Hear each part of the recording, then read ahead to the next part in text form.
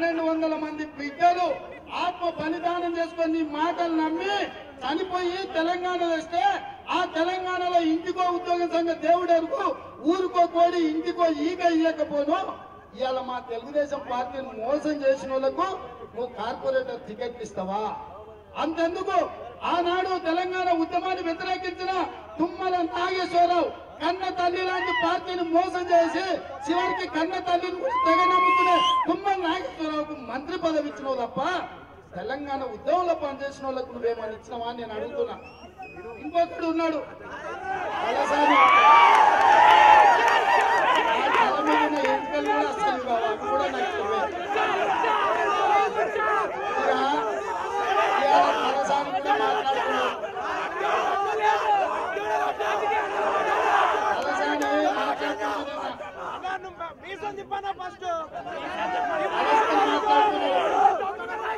లోకేష్ బచ్చా ఆయన గురించి నేనేం మాట్లాడతాను అంటే నేను చెప్పిన నిన్న మా లోకేష్ బాబు బచ్చా అయితే అయ్యిందో సార్ నీళ్ళకి మాత్రం లుచ్చే కాదు, అట్లాంటి లుచ్చే కాదు. నీ మంత్రివర్గంలో మంత్రులు నువ్వు వాళ్ళకు ముఖ్యమంత్రివి. ఇది అలీబాబా 40 దొంగల సినిమాకి తలాకుంది. ఒకరిని పెంచిన వాళ్ళు ఎవడు ఏక్సే పడకర్ ఏకున్నారు తప్ప ఒక్కడు కూడా అక్కడికి వచ్చేవాడు లేడు. కాబట్టి ఇవాళ సోదరులారా వాస్తవంగా మీకు ఇచ్చిన టైం 1 గంట, ఇంకా 5 నియోజకవర్గాలు పోయేట్టున్నాయి. కానీ సోదరుడు సీను చూసిన తర్వాత సోదరుడు సీను ఉత్సాహం మీ అందరు ఉత్సాహం చూసిన తర్వాత 3 గంటలైనా సరే మొత్తం తిరిగిన కుటుంబాలు ఈ సందర్భంగా ఒకటే ఒక మాట చెప్పదలుచుకున్నా. ఈ ప్రాంతంలో టీఆర్ఎస్ అధికారంలోకి వచ్చిన తర్వాత మొట్టమొదట ఏదేసింది కుకట్పల్లిలో నివసిస్తున్న ప్రజల మీద. ఏమని అంటే 26 కులాలను, ఇవి బీసీ కులాలు కావు, అదే కళింగలు గాని కాపులు గాని సామంతులు గాని సామంతులు గాని ఇలా 26 కులాలను తెలంగాణ కులాలు కావు, ఇవి ఆంధ్ర కులాలు, వీళ్ళను బీసీల నుంచి తీసేస్తున్నామని చెప్పి 26 కులాలను బీసీల నుంచి తొలగించి జీవో ఇస్తే నేను అన్నకు పోయి ఆ కులాలను బీసీలలో తెస్తా అని చెప్పిండు కృష్ణారావు. ఆయన మాట్లాడాడు. ఇవాళ ఆ పార్టీలో ఉన్నాడు. నేను సూటిగా ఒకటే మాట్లాడుతున్నా, ఈ 26 కులాలను 2వ తారీఖు ఎన్నికల లోపల మళ్ళీ బీసీ జాబితాలో చేర్పిస్తే కృష్ణారావు చెప్పిన వాళ్ళకి ఓటైంది. లేదంటే కృష్ణారావు మీ ఇంట్లో ముందు వెలిగిన ఓటు అడగనికి వస్తే పైపుల నుంచి మనం తిరుగుతుంటే విద్యల మీద నుంచి మనం తిరుగుతుంటే పూల వాళ్ళు కురిపించారు. అదే కృష్ణారావు వస్తే వేడి వేడి నీళ్లు ఇంత నూనె కాసిపోయింది పైనుంచి. ఎందుకంటే ఆ 26 కులాలకు సంబంధించిన వాళ్ళే ఇక్కడ ఉన్న వాళ్ళు అందరు కలిసి వాళ్ళకు ఓట్ వేస్తే ఆయన ఎమ్మెల్యే అయిండు. మేము ఏం చేసినామో ఆంధ్రలోకి ఏమైనా అన్యాయం చేసినామా అంటున్నాడు. 26 కులాలను బీసీల నుంచి తొలగించింది నీ తండ్రి కాదా అని చెప్పి నేను కేటీఆర్ని అడుగుతున్నా. కాబట్టి ఇవాళ మనం ఆలోచన చేయాలి. ఇవాళ దసరా మన సంక్రాంతికి చాలా మంది మిత్రులు ఊరికి పోయొచ్చి ఉంటారు, ఊర్లో చూసి ఉంటారు గంగిరెద్దులోను. ఏం చెప్తాడు గంగిరెద్దులోడు?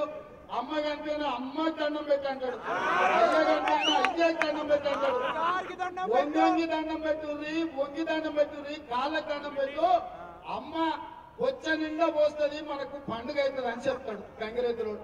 పాపం వాడు బతకలేనోడు, వానికి వేసినా పోసినా తప్పులేదు. ఎందుకంటే వాడు గంగిరెద్దును ట్రైనింగ్ ఇచ్చుకోవాలి, సంవత్సరానికి ఒకటేసారి వాడికి పండుగ. వాని జాలి తెచ్చినా దయ తెచ్చినా వాని జోలి నిండా మనం దానం చేసినా తప్పేం లేదు, మనకు బరకత ఉంటుంది, మనం బాగుపడతాం. కానీ వాళ్ళ టీఆర్ఎస్ వాళ్ళు ఏమంటారు? తెల్లారకుండా వస్తున్నారు, ఉండగానే కడుపులో తలకా పెడుతున్నారు, అదే 2 లోపలనే కాళ్ళు పట్టుకుంటారు. అమ్మ ఓ ఓటు ఉంది కదా అది నా బొచ్చలేదు తల్లి అని అడుగుతారు.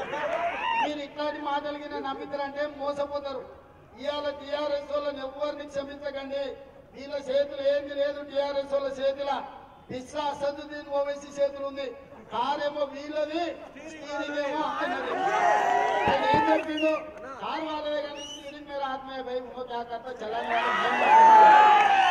ఇంకో మాట కూడా అన్నాడు, మేము వస్తే గోమాతను కోసుకొని తినండి, అందరికి ఇష్టం గోవును కోసుకొని తినండి అని చెప్తున్నాడు. నేను సూటిగా కేటీఆర్ని అడుగుతున్నా, గోమాత అంటే మాకు తల్లితో సమానం. మేము తల్లిని ఎంత గౌరవిస్తామో, తల్లిని ఎంత పూజిస్తామో గోమాత మేమంతా పూజిస్తాం. ఇవాళ అలాంటి గోమాతను మేము కోసుకొని తింటామని చెప్పి అసదుద్దీన్ ఓవైసీ అంటే ఈ ఎన్నికలలో ఎంఐఎం పార్టీతో నువ్వు ఎట్లా అంతగాగుతావు అని చెప్పి నేను ఈ రోజు కేటీఆర్ అడుగుతున్నా. అలాంటి ఎంఐఎంతో నువ్వు కలిసి నగర మేయర్ పదవి మీద నువ్వు కూర్చుంటావా? ఇవాళ టీఆర్ఎస్ కేసే ప్రతి ఓటు ఎంఐఎం కేసినట్టే. ఇవాళ మనం తల్లిలాగా చూసుకునే గోమాతను కోసుకొని తింటా అన్న వాడిని శిక్షించాల్సిన అవసరం ఉన్నది. రేపు అధికారంలో మేయర్ అయితే సందులో స్లాటర్ హౌజులు తెచ్చి గోమాతలను కోసుకొని తినే రోజు వస్తుంది. దాన్ని నిషేధించాలి, నిరోధించాలంటే మనం దైవంలాగా చూసుకునే గోమాతను కోసుకొని తినే పరిస్థితి వస్తే మన తల తెగి పక్కకు పడ్డా సరే దాన్ని అడ్డుకుంటాం, దాన్ని ఆపుతాం. ఎవరికి గోమాతను కోసుకోవడం మేము కూడా చూస్తాం. కేసీఆర్ కాదు, వాళ్ళ తాత ముత్తాతలను తీసుకొచ్చిన గోమాత మీద ఎవరైనా చేయి పెట్టిందంటే చెప్పి. కాబట్టి సోదరులారా, నేను మళ్ళా ఎన్నికల తర్వాత వస్తా. నాకు మీ పట్ల సంపూర్ణమైన విశ్వాసం ఉంది. శ్రీమతి రూపా గారిని తప్పకుండా ఎన్నికలలో అత్యధిక మెజారిటీతో, ఎందుకంటే హైదరాబాద్ లో అన్ని డివిజన్ల కంటే అత్యధిక మెజారిటీతో రూపా శ్రీనివాసరావు గారిని గెలిపించండి. ఈ ఓటు రూపమ్మకి వేసినట్టు కాదు, ఈ ఓటు రూపమ్మకి వేసినట్టు కాదు, ఈ ఓటు రేవంత్ రెడ్డికి వేసినట్టు, ఈ ఓటు నారా చంద్రబాబు నాయుడు వేసినట్టు. ఇలా మనం ఓటేస్తున్నాం. నారా చంద్రబాబు నాయుడు గారిని బలోపేతం ఓటేస్తున్నాం. మేము ఇవాళ ఓటు అడుగుతున్నాం. నారా చంద్రబాబు నాయుడు గారి నాయకత్వాన్ని సమర్థించుకుంటున్నాం.